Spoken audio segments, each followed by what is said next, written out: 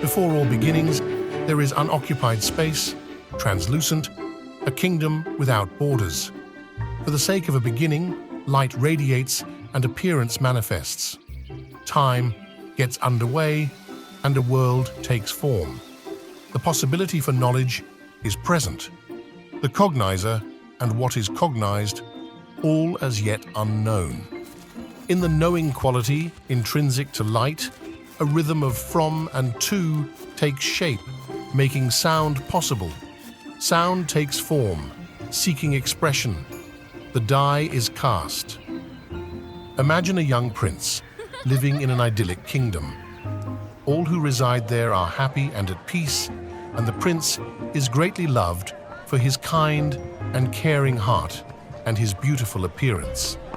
Intelligent and deeply curious, the prince is fascinated with the possibilities inherent in appearance, an arc toward the truth of what might be called being.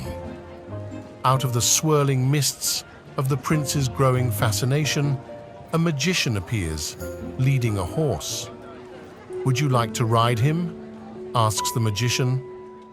Wordlessly, never questioning, the prince puts his foot in the stirrup and mounts the saddle.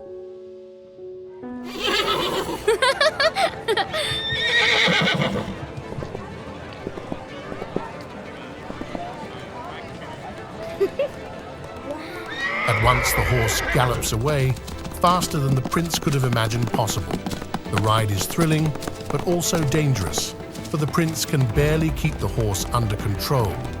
The miles fly by, river canyons and mountain passes, green pastures and arid desert, each moment leading the prince farther from his kingdom. Days on end, the horse and its rider journey on, until the prince has completely lost his bearings, all sense of his homeland gone. Suddenly the horse comes to an abrupt stop. The prince is thrown from the saddle.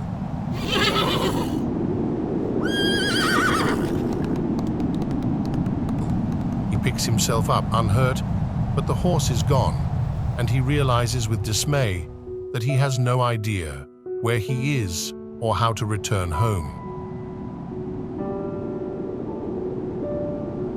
For days the prince wanders, living off the land.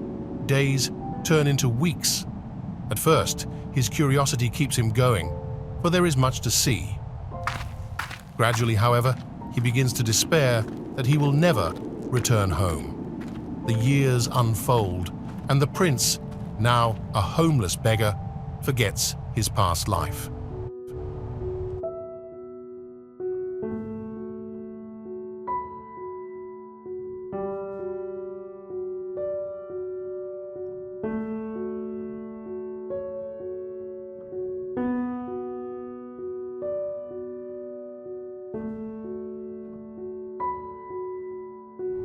One day, the prince's aimless wanderings lead him back into territory that looks strangely familiar.